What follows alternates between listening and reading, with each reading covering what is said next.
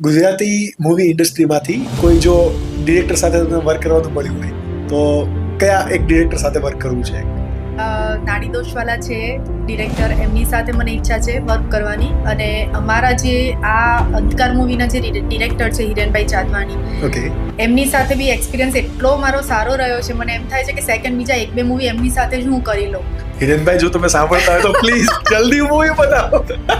યા, અને અમારું જે સ્કિલ જોગી આ પોડકાસ્ટ છે, અમારું મેઇન ઇન્ટેન્શન એ જ છે કે અમારા પોડકાસ્ટમાં અમે અવનવા ગેસ્ટને લઈને આવીએ કે જે પોતાની સ્કિલ ફોલો કરીને કોઈ પણ XYZ સ્ટ્રીમમાં કામ કરી રહ્યા છે.